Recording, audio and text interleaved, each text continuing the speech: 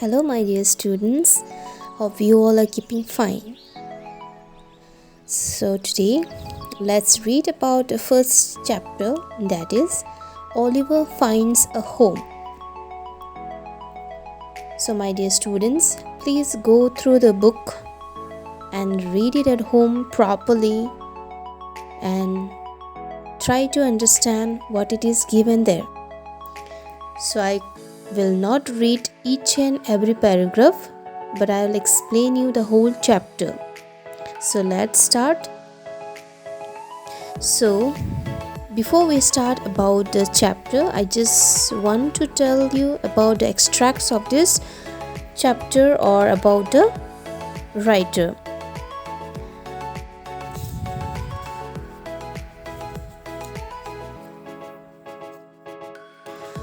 So the writer of this story is Charles Dickens.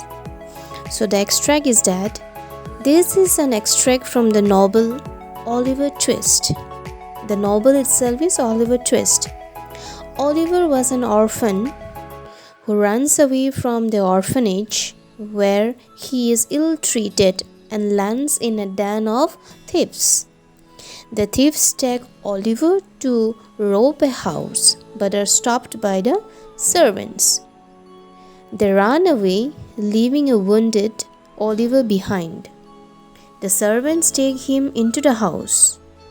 So, now let's read what exactly happens to Oliver. In this story, there were two ladies. There were Mrs. Morley and Rose, whom they were waiting for a doctor very patiently, very anxiously to arrive. And as soon as when they heard about the carriage, they thought that already Dr. Losberne has reached, and they went to receive him from the door. Then suddenly they saw Dr. Losberne. So they asked, "Will you come upstairs and look at the poor thing?" Then the doctor said, "Obviously, Giles can lead me to the room where he is resting." So the doctor went to see Oliver and he was lying on the bed. The doctor asked the servants about warm water and some more clean sheets. At last, the doctor went to the dining room to speak to the ladies.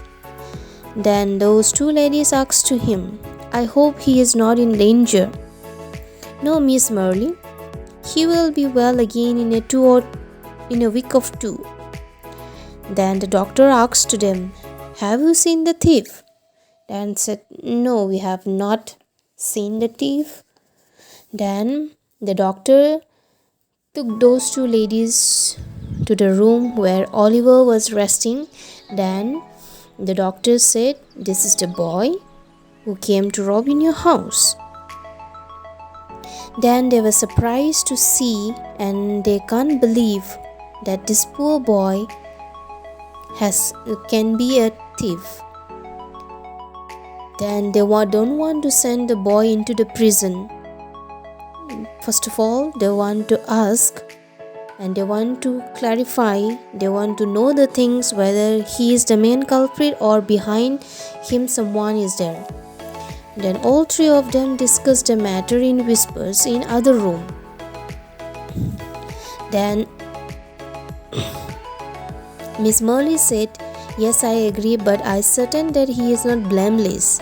That I think that he should not be punished and he is not the culprit. If he is guilty, we will hand him over to the police, but if he is not guilty and if he is proven innocent, then we will not send him."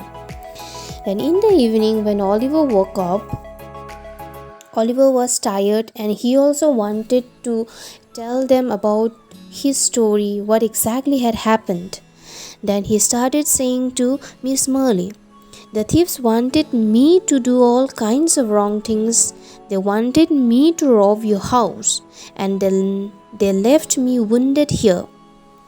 The two ladies were so moved and so pleased with his words and so happy. Then they decided not to send him to the police. They thought we should give him and we should look after him and we should keep him in our own house, and we should tell our servants also when the police arrives so that they can tell another story. Soon the police arrive in their house about inquiry. So the police started asking to all the servants about the thieves. Then the servants told to the police that the robbers were two evil looking men. I hope you will find those men and punish them. And they also included little Oliver wounded himself earlier while playing. When he was playing somewhere, he had got hurt. So the police believed the story, whatever the servants have told them, and they left Oliver in peace. Mrs. Marley and Rose took wonderful care of him. So they used to play with him. Whatever he is need of things, they used to bring for him. He was living a happy life with them in that house. Every morning, Oliver used to go to an old gentleman who used to teach him to read and write. Then each night, Oliver sleeps peacefully in a clean bed in his own room. However, the days passed, months passed, and his life became happy, and he lived his happy life on that house.